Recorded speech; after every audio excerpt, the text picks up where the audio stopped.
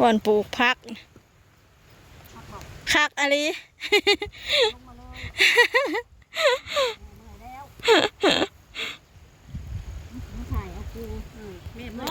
ถ่ายเอาหะแล้ว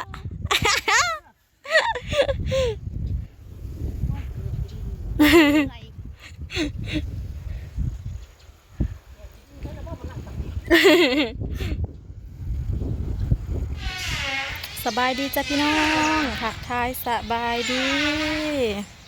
สบายดีวันพุธเนาะพี่น้องมื้อนี้อันนั้นลงมาชมวิวพี่น้องลงมาเบิ่งเขาเจ้าเฮ็ดกันเจือนเป็นเห็นหอดขันใดแล้วบ่ได้ลงมาซองเบิ่งแต่ถึงว่าสิมาหาถ่ายวิวงามๆยามแรงๆตะเวนตกดินก็บ่ได้ลงมามื้อนี้กะไปส่งน้องมะนาวเขาโรงเรียนพี่น้องแล้วก็สิออกไปสีเขาบ่หลายบางทีช่วงเที่ยงบ่ายๆสิออกไปถ่ายบรรยากาศชมวิวอยู่ทงอยู่ท่าให้พี่น้องเบิ่งไปถ่ายบรรยากาศอยู่ทงไฮทงหน้าเนาะเดี๋ยวตอนนี้สิพามาเบิ่งวิวริมโขงฝั่งลาวพี่น้องอยู่ท่าบ้านคันถัดจานนงไซพุทองแห่งสวรรณเขตบ้านดาวเดี๋ยวสิพาพี่น้องมาชมวิวงามๆนำกันเขาจะโถมดินขึ้นมาสูงพี่น้องเลยเดี๋ยวสิให้เบิ่งบรรยากาศดีไปส่งลูกสาวเขาโรงเรียนกันเลยขี่รถลงมาพามาเบิ่งวิวงาม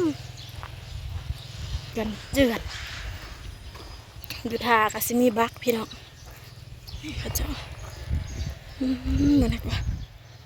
เพื่อชิลแล้วเนาะโมเมนต์ของง่ายอันนี้หลายสั้นอันนี้พี่น้องทมขึ้นมาแต่เทิงภูหินนะ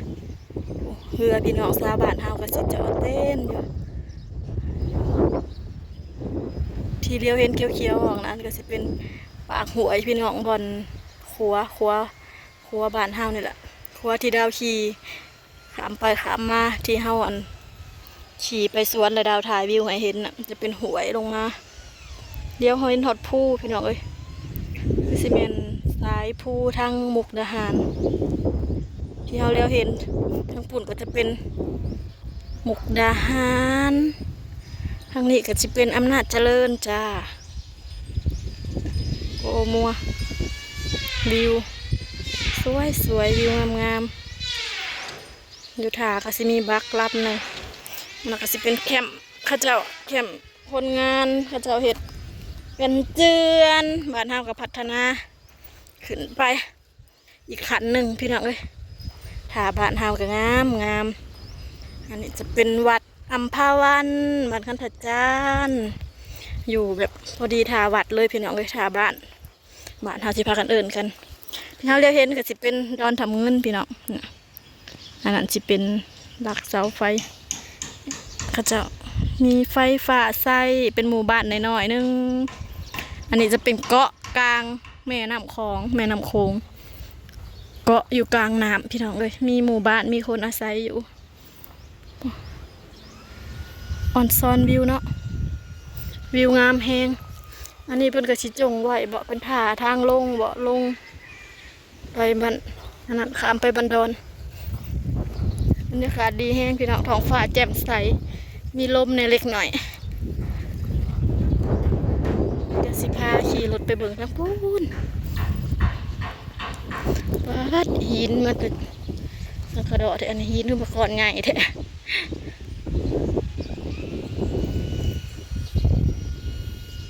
เราสิพา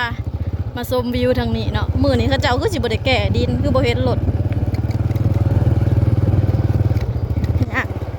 ย่างบ่ไหว้ก็สิขี่พาพี่น้องขี่รถเท่านั้นตัว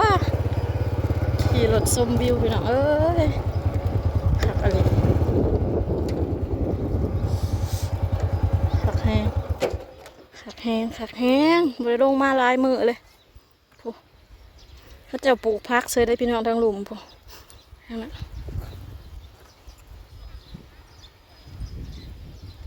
เด้เขาจะหิวน้ำพดพักเดี๋ยวสิพาไปเบิ่งใกล้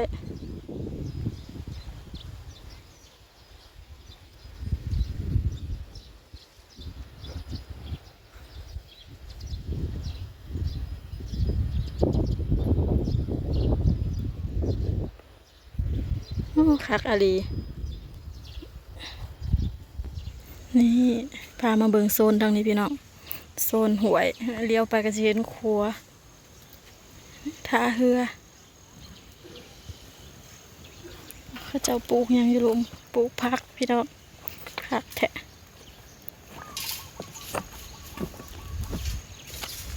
มุมนี่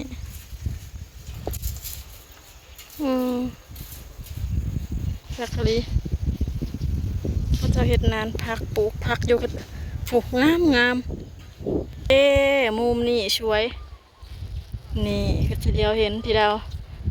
หัวที่ดาวขี่รถไปบ้านไปโฮงซีอะไรพี่น้องไกลไปไกลมานั่นแหละดาวก็จะถ่ายจากมุมนั้นลงมาเห็นทางนี้เนาะมาเบิกไกลๆก็สิประมาณนี้แหละจ้าปุ๊นานพักข้าเจ้าคือคักแท้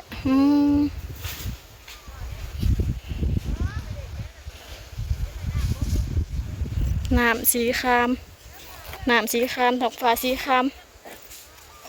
งามคัก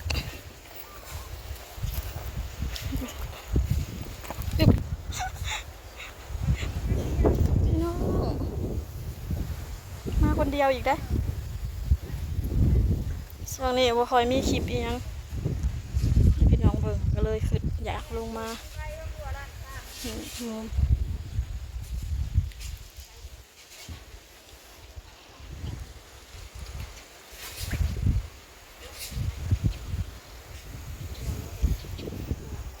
คักอะลีเนาะลงไปก็เฮาคักอะลีวาดประกาศบ่เดี๋ยวนี้โอ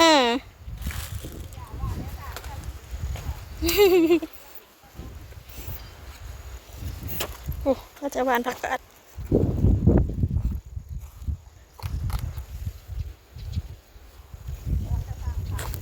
คักอะลี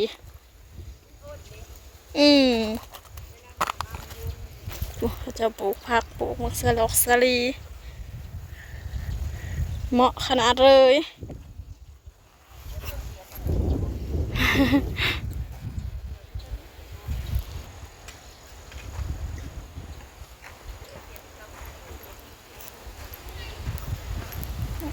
ตอนนี้มะสลี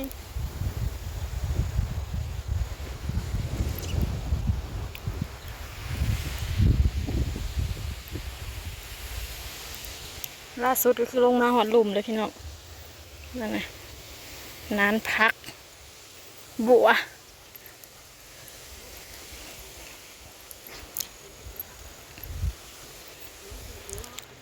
แต่ข้าวยังน้อยมาหาเลาะกับกระแปงพี่น้องกระปูหินบอกเขาจะเอิญกระแปงฮะนะเขามาหาเอาไว้ใส่ไปใส่ตำหมักหุ่งหางัดเอาง่ายเอาแถวกองเรือข้าวยังน้อยเนาะ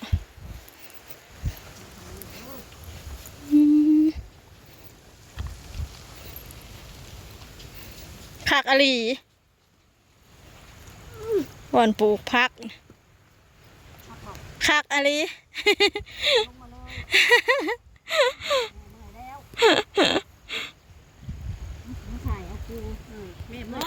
ถ่ายเอาหะแล้ว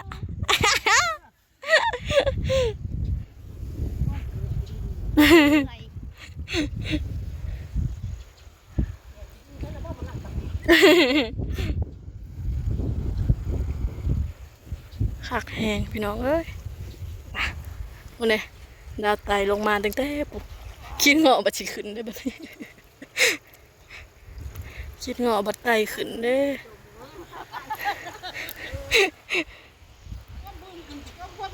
ลืมถ่ายเอาซ้ำ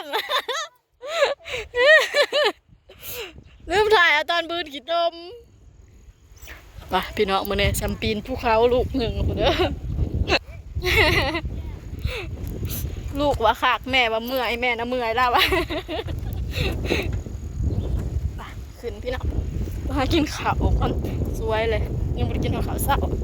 ไปโอเคเดี๋ยวจะพี่น้องจ้าสำหรับคลิปนี้เดี๋ยวขอจบคลิปไว้เพียงสำนีก่อนเก็บภาพบรรยากาศงามๆมาฝากพอกันคลิปหน้าพี่น้องพังเบิ่งบางที สิออกไปเลาะทงหมากทั่วดินอยู่ทางทงนาพุ่นแหละพอกันคลิปหน้าเด้อพี่น้องเด้อ